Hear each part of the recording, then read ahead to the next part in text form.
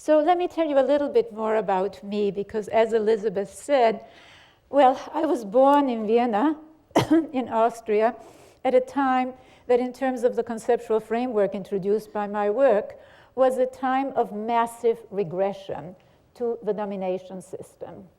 It was the rise to power of the Nazis, first in Germany, then in my native Austria. And from one day to the next, my whole world was rent asunder. My parents and I, we became hunted with license to kill. And I remember how with horror I watched on Crystal Night. I'm sure many of you know why it's called Crystal Night, because of all the glass that was shattered on that night of the first official Nazi terrorism against Jews in Germany and in Austria, in so many Jewish homes, in synagogues, in businesses. And I watched as a gang of Gestapo men broke into our home and dragged my father off, pushed him down the stairs. That was obviously a very traumatic experience, but I also saw something else.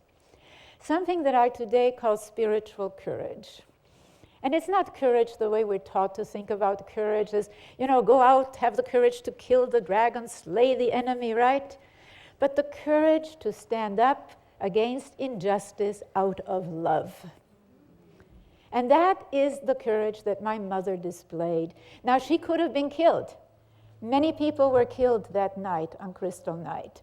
But by a miracle, she wasn't. It was interesting. She recognized one of the men who came as a young man who had been an errand boy for the family business, and she got furious.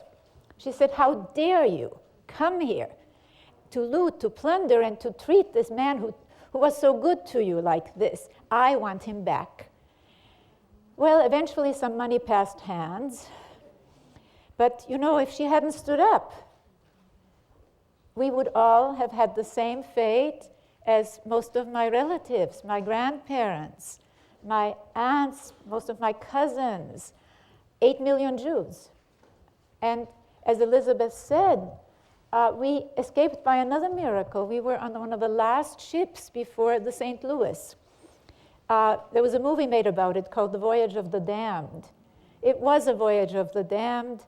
It was 1,000 Jewish women, men, and children who were not admitted by Cuba or by any other nation in the Western Hemisphere, including these United States. And I remember standing on the Havana harbor looking out as that ship had been waiting and waiting and finally left. And I couldn't understand, and I still want to cry. How could people be so cruel? These were the questions. When we fled to Havana, my parents, the Nazis confiscated. That's an official word for armed robbery. They confiscated everything. So I grew up in the industrial slums of Havana. So I saw another form of injustice. The economic disparity in those days. It was shortly before Batista took over, between the very, very, very rich and the people in our neighborhood. And so the questions that I'm sure all of you have asked, why is it? And does it have to be this way?